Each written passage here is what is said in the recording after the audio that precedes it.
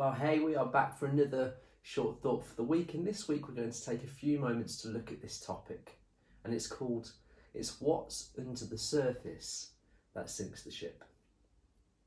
If you take a moment to picture an iceberg, most of an iceberg is below the surface of the water. You can only see a certain amount of the iceberg above the surface, but the real substance of it is situated beneath the water. When thinking about icebergs, your mind probably jumps straight to the Titanic, or at least mine does. And on the night when the ship sunk, it is believed that the captain was convinced that there was no risk, that not even God himself could sink that ship.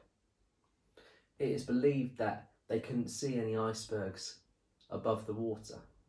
They thought that it was plain sailing, that they had a clear view. Yet we know how the story goes, don't we?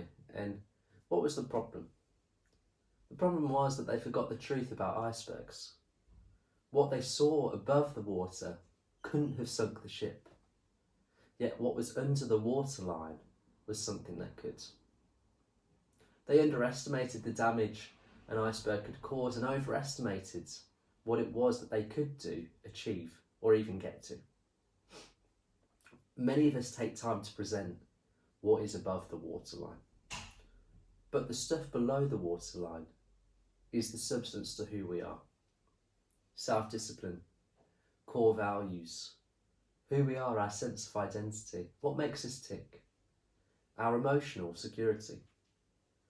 And we spend time concerned about what people can see on the surface, and in the process we neglect who we are under the water.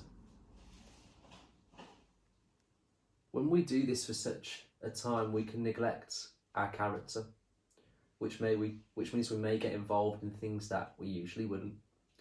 What once seemed unimaginable now seems unavoidable. And who we are underneath has caused ramifications that could lead ourselves or others to sink. Who we are on the outside is inexcusably linked to the care that we take of who we are on the insides. Have we become so caught up in who it is that we want others to think that we are, and yet in the process have neglected who we are on the inside? Let me finish with two questions today. Who is it that others see you as? And secondly, is that who you actually want to be? Who is it that others see you as? And is that who you actually want to be? Depending on the way you answer those questions will depend on whether you've neglected who you are at the expense of what you want others to see you as. It's what's below the surface that sinks the ship. And if you're needing help realising and therefore realigning who it is that you want or need to be for yourself, then can I encourage you to reach out to those that you can trust, because that will make a real big difference.